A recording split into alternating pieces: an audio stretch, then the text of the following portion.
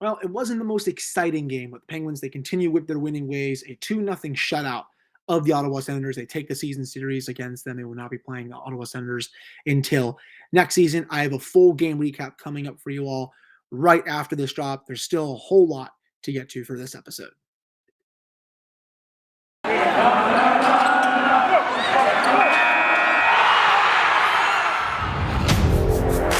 You're Locked On Penguins, your daily podcast on the Pittsburgh Penguins, part of the Locked On Podcast Network. Your team every day.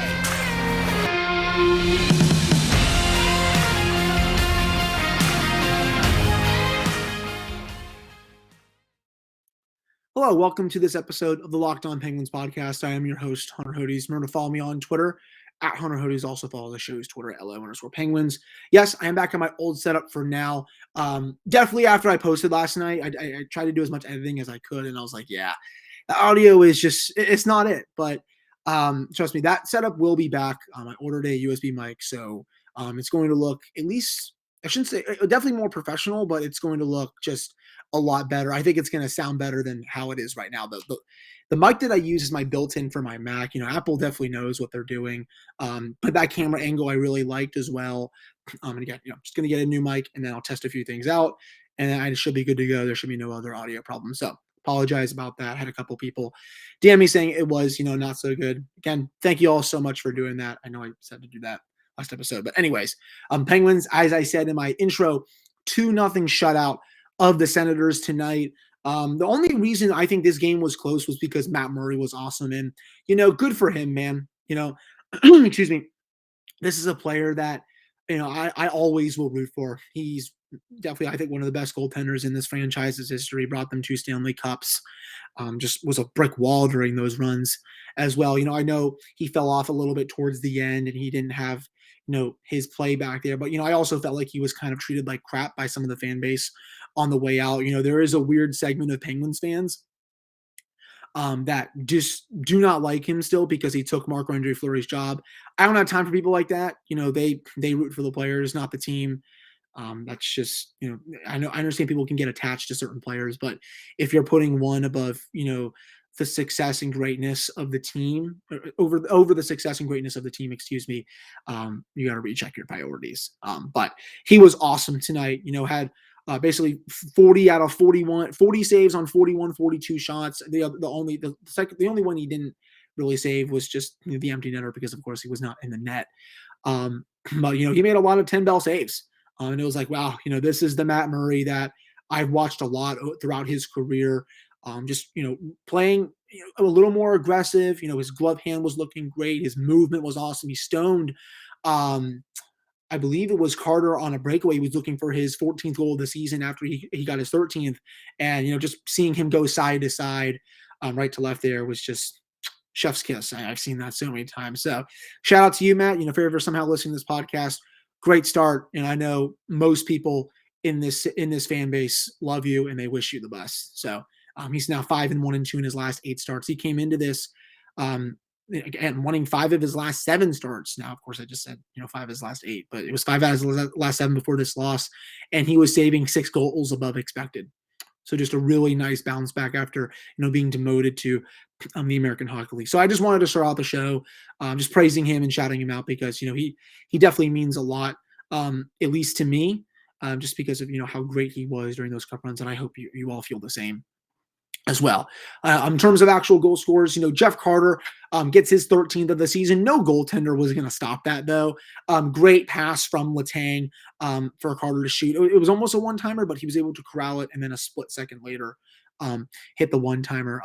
Blocker side on Murray. He just couldn't get over there quick enough. But again, I just said, I don't think really any goalie is going to get over there quick enough. And, Carter was definitely struggling, I think, these last 5 to 6 games. I've seen some takes saying that, he's maybe not worth the contract and all that. I've already given my thoughts on it. I think it's fine unless he really starts to dip. And again, I understand he was struggling, but, you can only keep him off the score sheet so much. Gets his 13th of the year.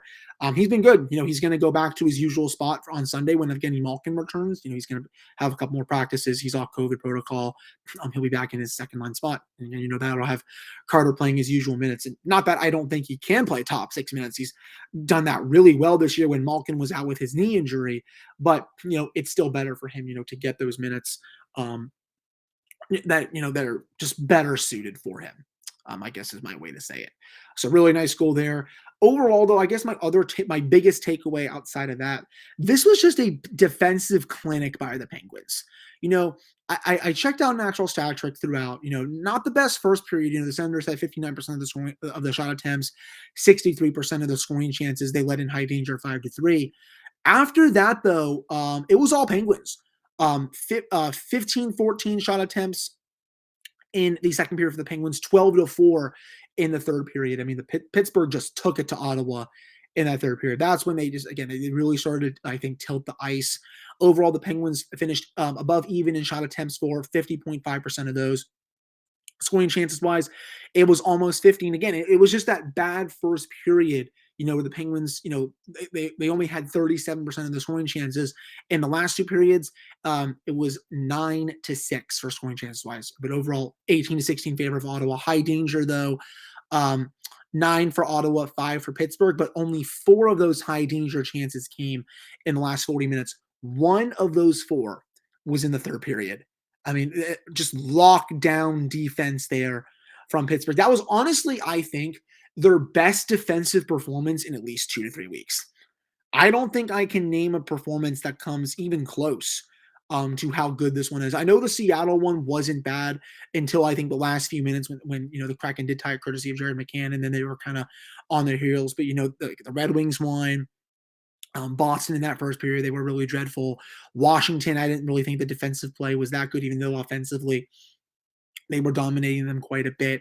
But tonight, this is the blueprint for the Penguins playing defensive hockey. You saw that 1-2-2 neutral zone trap, just doing its thing. And when Mike Sullivan's system, is on one, this is how it's supposed to look like. I mean, at least defensively. Offensively, they were doing their job.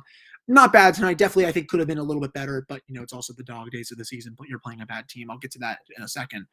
But this is the kind of blueprint that I think a lot of people in the fan base should want to see. And, you shouldn't, give you pause about this team going on a deep run or something. They are capable of doing this, to any team in the league. I know Ottawa is not that good. I know they played 3 games in the last 4 nights, but I still think, this was just a really strong performance defensively. No one was really losing their assignments. Mike Matheson, I'll take you back to about 2 minutes left in the third period. Derek Formanton is coming in. Looks like he's going to get around Mike for just using his strength on his back end, but Matheson's able to push him to the boards, play the man and the puck almost basically at the same time. Puck gets loose, the Penguins are going the other way. Sidney Crosby diving to get a shot block with 20 seconds left. That was incredible. Jake Gensel just a couple seconds later, he's putting his body on the line for a shot block. It's just everyone was doing their thing tonight in the defensive zone. No one was having a lack of effort or anything like that. So I really loved that part of the game for the Penguins. And yes, I am kind of glad that Sidney Crosby did not score his 500th goal tonight. It would have just been so anticlimactic because they're playing in an arena with 500 people. And don't get me wrong, it was weird to see that because, I know arenas, I would say for the last like half a year, a little over half a year, we've gotten back to full capacity because, the pandemic, a lot more people getting vaccinated and boosted and everything, which is of course awesome.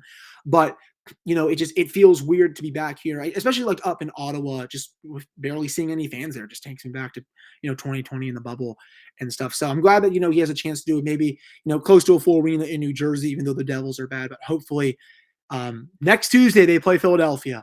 If there's any time to do it, Sid, that's the one. Get the win in that game against a team that you have just owned your entire career. That'll do it for this first segment. Coming up in the second segment, I'm going to go into Casey DeSmith's performance. Just look at what stood out to me with that, and what could that mean moving forward for the Penguins and a couple other things as well. Before I get to that, though, BetOnline has you covered this season with more props, odds, and lines than ever before as football continues its march through the playoffs right to the big game in a couple of weeks. BetOnline.net remains the best spot for all of your sports scores, podcasts, and news this season. And it's not just football. BetOnline has up-to-the-minute info on pro and college hoops, NHL, boxing, UFC, along with real-time updates of current games. Don't wait to take advantage of all the new amazing offers available for the 2022 season. That has BetOnline, where the game starts. All right, welcome back to this episode of the Locked On Penguins podcast. I am your host, Hunter Hodes. Remember to follow me on Twitter at Hunter Hodes. Follow this show's Twitter, LO_Penguins. So as I teased going into the segment, Casey DeSmith, just sensational tonight. This was his second consecutive really good start. And, he's playing for his job right now. That's the bottom line I have for you all. I mean, he was really bad going into that last start against the Red Wings about a week and a half. I believe that was 2 weeks ago almost now. But since then he's had 2 strong starts, and he needs to keep this up if he is going to keep his job. They need to give Tristan a rest because he has played a lot this year. Only Andrei Vasilevsky at this point has played more than Tristan, which is, that's crazy to think about. So, I know I tweeted this morning for those that follow me on social media that, for the first time, we're going to get Murray versus Jari. Well, that lasted about 10 minutes when Mike said DeSmith was going to start. And then, I basically just said, well, there is no God, until Casey just proved me to be an idiot. He was really standing tall in net, I thought, throughout that contest. He was playing a little deep in there at times, which was scaring me. But, when he was called upon, he had a couple of big saves on breakaways. I think one of them was on Nick Paul. The other one was on, I have it written down here somewhere. It'll come to me, I think, throughout. I don't think it was Kachuk, but I know one of them was on Nick Paul. He was just really cool, calm, and collected in the net, moving well as he saw those breakaways happen, and he was able to come up with some huge saves. And he wasn't making those kind of saves earlier on in the season. Remember, their first time they played in Ottawa, he got whooped. I'm pretty sure he allowed 4 or 5 goals in the span of 25, 30 minutes. I mean, the Penguins, I know, tried to crawl back the best they could and made it 5-3 for a little bit before Ottawa won 6-3. But he got lit up by that team in Ottawa last time. So I think that might have been part of Mike Sullivan's strategy. He wanted to go back to him again just because he got lit up the last time he played this team. He's able to come back, not give them karma, I guess, but, to show them that, I'm not that goalie, at least right now. But, that's 120 plus minutes of really great hockey from DeSmith. And again, if he keeps this up, that's one less thing the Penguins will have to do at the trade deadline. Pittsburgh can now maybe go to getting a forward. What's going to happen with Jason Zucker, right? I mean, Teddy Bluger, he's still out for a few more weeks. I know the deadline is not for, I think, another month now anyway.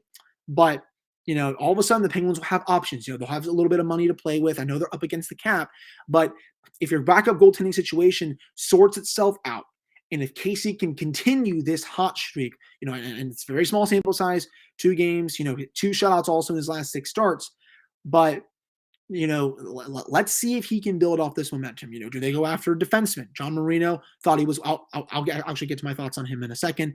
You want to make an upgrade on your D corps? Do you want to go get a forward? They're going to have their options. I think their best course of action right now is to just hope and continue to pray that DeSmith works out these kinks and continues to put together these strong starts, so they don't have to give up assets to go get a backup in case Tristan falters in the playoffs. But they also need a backup just because Tristan can't start every game as well. So, they can go out and, move an asset for immediate forward help or something like that. I know I probably said the same thing 14,000 times during this. But, it's something to keep an eye on. That's for sure. Speaking defensively, I honestly thought John Marino tonight had his best game that I've seen in at least almost a month. Just really moving the puck well up the ice. Was, actually activating in the offensive zone. That was really pretty to see. He had a couple really strong moments with the puck where he was kind of dangling a couple of defenders. And I was like, wow, don't know where this came from, but if it can stay throughout the entire rest of the season, I would absolutely love that, man. Defensively, I thought he was playing great too. This is the level that I want to see consistently from John Marino. I know it's been a big struggle for him this season, but he was setting up a lot of golden chances. He's moving the puck well in the power play. I already talked about his defensive ability tonight, where he was shutting down some Sens players on the rush and just in front of the net as well.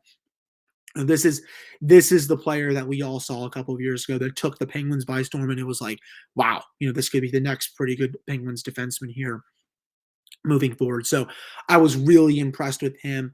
If he keeps this up, maybe the team doesn't have to go out and get some defensive help. I have seen some people in the fan base on social media and stuff say, for those that are not on social media, they've said that, maybe they can go out and get Jeff Petrie, John Klingberg. But the problem with those players are, I know they're really good, but they make a lot of money, and you'd probably have to give up quite a haul to get them. And it will probably not just be Sam Poulin, a first-round pick, and someone else. It's probably going to be a much better player.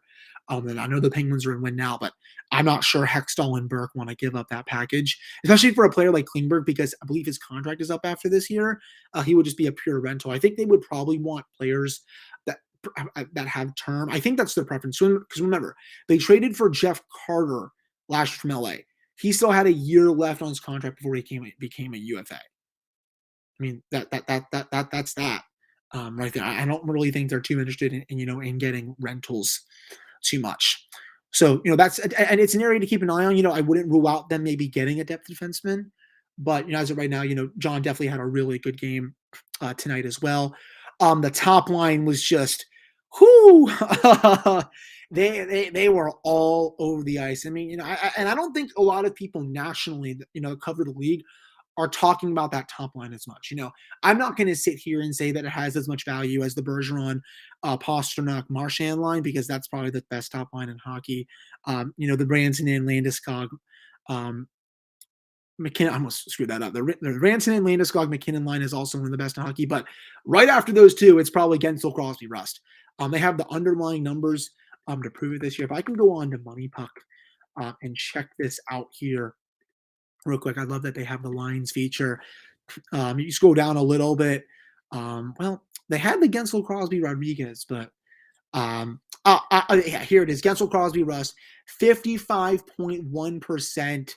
If I can go of the expected goals, that is one of the best marks in hockey. I scroll past the Matheson and Riedel one. They have almost 60% of the expected goals this year. That's how good that pairing has been. And they're just they're kicking ass. I think that's my best way of saying. I think their expected goals for actually 3.02 per 60 minutes. Just it's insane. Sid was a one-man wrecking crew again tonight, and again, I'm glad he didn't score his 500th. I would prefer to see him score that in an actual building with a lot of fans there. Ross, glad that he was able to get the empty netter. He's continuing his strong season. Gensel had quite a bit of chances. A few of them I think were on deflections, but Murray came up with some really nice saves. I still have more thoughts on this game coming up in the third segment. I'm going to go into the fourth line a little bit, talk about what I noticed with those players. And, we might also do a small preview of the game on Sunday, as the Penguins will be taking on the New Jersey Devils for the third time this season. I don't think this was a actually, no, I believe this one was a postponed one. So that'll be the third out of 4 meetings against the Devils. But before we do that, though, you can save time and money when using Rock Auto. Why should you choose to spend 30%, 50%, or even 100% more for the same parts from a chain steel or car dealership? Rock Auto is a family business serving do-it-yourselfers for over 20 years. The prices are reliably low for every customer. They have everything you can need, from brake parts, tail lamps, motor oil, and even new carpet. Go explore their easy-to-use website today to find the solutions to your auto part needs. You can go to rockauto.com right now and see all the parts available for your car or truck. And you can write Locked On in their How Did You Hear About Us box so they know we sent you. Amazing selection, reliable low prices, all the parts your car will ever need. That is rockauto.com. All right, we're back here on this episode of the Locked On Penguins podcast. I am your host, Hunter Hodes. Remember to follow me on Twitter at Hunter Hodes. Follow those shows' Twitter at LO_Penguins. The fourth line tonight, there was an extended shift in the third period where, they were just swamping the Sens. Boyle was really forechecking down low, just great behind the net. I actually think that's an underrated attribute of his game. Just watch him down there. Obviously, I'm not saying it's Sidney Crosby level or even Evgeny Malkin level or anything like that, but, the way he's able to just shrug off defenders is really good. And, especially for being someone who is a lot older, I think, at this point, he plays pretty good down low. And, they had basically close, I think, to a 2-minute shift with, Boyle, Simone, and Zahorna just forechecking very immensely. Simone had a couple really strong chances from the slot area, in the high danger area that Murray was able to come up with.